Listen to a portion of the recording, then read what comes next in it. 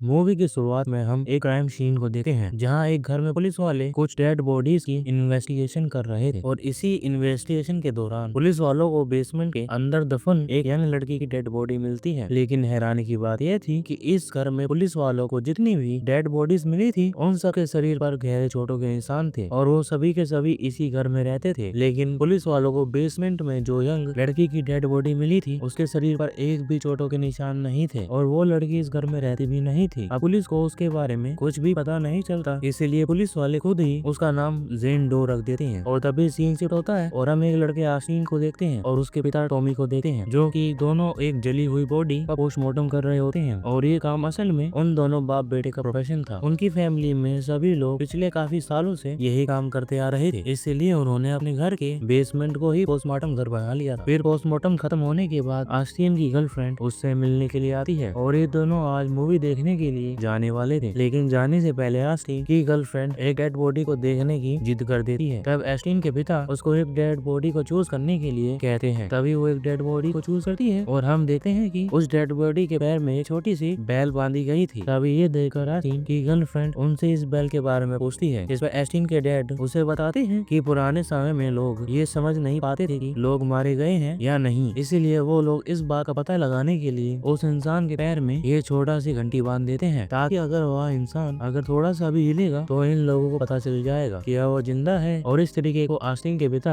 आज भी इस्तेमाल करते हैं। अब आस्तीन और उसकी गर्लफ्रेंड जैसे ही वहाँ से जाने वाले होते हैं तभी वहाँ पर पुलिस ऑफिसर जीवन लो की डेड बॉडी लेकर आ जाती है और आस्तीन के पिता को कहता है कि उन्हें उस डेड बॉडी का पोस्टमार्टम रिपोर्ट कल सुबह किसी भी तरीके से चाहिए। तब ये सुनकर आस्तीन अपनी गर्लफ्रेंड को कहता है, अभी मैं तुम्हारे साथ नहीं आ सकता क्योंकि मुझे अपने पिता की मदद करनी है, इसलिए अगले दिन हम मूवी देखने जाएंगे। इस तरह आस्तीन अपनी गर्लफ्रेंड को समझाकर वहाँ से भेज देता है। उसके बाद वह दोनों जेन लोगों की पोस्टमार्टम करते हैं। अब वो दोनों जेन लोगों की पोस्टमार्टम करते समय का काफी हैरान नजर आ रहे थे क्योंकि जेन लोग के हाथों की कलाई और पैर के टखनों की हड्डियां टूटी हुई थी और साथ ही उसकी जीभ और एक दांत गायब थे। लेकिन उसके बावजूद भी उसकी बॉडी पर एक भी चोटों के निशान नहीं थे। अब और जानने के लिए टॉमी और उसके डैड उसकी बॉडी को काटने लगते हैं। तब वो देखते हैं जेन लोग के लंग्स बहुत ही बुरी तरीके से जले हुए हैं। इसके अलावा उसके कुछ इंटरनल पार्ट्स भी जले हुए थे और उनमें कट्स के निशान भी थे, लेकिन बाहर से उसकी बॉडी बिल्कुल ठीक थी। अब वो दोनों ये समझ नहीं पाते कि उसकी बॉडी के इंटरनल पार्ट्स इतने खराब कैसे हुए और उसकी बॉडी देखकर ऐसा ही लग रहा था उसकी मौत हाल ही में हुई है। लेकिन आस्तीन के पिता देखते हैं कि उसकी आंखें ग्रीन कलर की हो चुकी है, जिससे पता चलता है उसकी मौत बहुत समय पहले हुई है। फिर और कुछ एग्जामिन करने पर उसके पेट के अंदर एक फ्लावर भी मिलता है, जिससे किसी की भी बॉडी को पूरी तरह पैरालाइज किया जा सकता है। इसी दौरान आस्तीन के पिता को हॉल में से किसी चीज की आवाज आती है और जब आस्तीन के पिता उस आवाज का पीछा करते हुए हॉल में जाते हैं तो उन्हें अपनी बिल्ली वहाँ पर मरी हुई मिलती है, जिसकी वजह से आस्तीन के पिता काफी दुखी हो जाते हैं क्योंकि ये बिल्ली उनकी फैमिली की एक हिस्सा थी। जिसके बाद आस्तीन अपने पिता को बार बार यही कहता है कि आज हम इसके पोस्टमार्टम को यहीं रोक देते हैं और बाकी का कल कर लेंगे। लेकिन आस्तीन के पिता उसकी कोई बात नहीं सुनते और वो जेन डो के पोस्टमार्टम को दोबारा करने लगते हैं। इसी दौरान उसके पेट के अंदर से एक कपड़ा मिलता है जिसमें जेन डो का मिसिंग दांत लिपटा हुआ था। तब ये देखकर दोनों बाप बेटा काफी हैरान हो जाते हैं क्योंकि किसी के भी दांत को निकाल कर एक कपड़े में बांध कर उसी को खिलाने का क्या फायदा। फिर वो दोनों जेन डो की स्किन को काट कर अलग कर देते हैं। तब वो देखते हैं जेन डो के स्किन के अंदर एक अजीब सा सिंबल बना हुआ था और साथ ही कुछ लिखा भी हुआ था। अब इसी दौरान वहाँ पर सारी लाइट्स ब्लास्ट हो जाती हैं और हर तरफ अंधेरा छा जाता है। जब आस्तीन टॉर्च जलाता है तब वो दोनों देखते हैं कि फ्रीजर में जितनी भी डेड बॉडी थी वो सभी वहाँ से गायब हैं। फिर तभी एक अनजान शक्ति आस्तीन के पिता पर अटैक कर देती है, जिसकी वजह से आस्तीन के पिता काफी जख्मी हो जाते हैं। तो इसीलिए वो दोनों बाप बेटे वहाँ से भागने की कोशिश करते हैं, लेकिन तभी वो देखते हैं कि उनका लिफ्ट काम नहीं कर रहा है और साथ ही मोबाइल में नेटवर्क भी नहीं थे और बेसमेंट से बाहर जाने का भी दरवाजा जाम हो चुका था। अब ये देखकर वो दोनों समझ जाते हैं कि ये सब जेन डो की बॉडी को यहाँ लाने से हुआ है। इसीलिए आस्तीन के पिता जेन डी की बॉडी को आग लगा देते हैं ताकि ये सभी परेशानी खत्म हो जाए, लेकिन वो आग पूरे रूम में फैल जाती है जिससे वो पूरा रूम जल जाता है। तब आस्तीन अपने फायर से आग को बुझा देता है। फिर आग बुझाने के बाद वो दोनों देखते हैं कि जेन डो की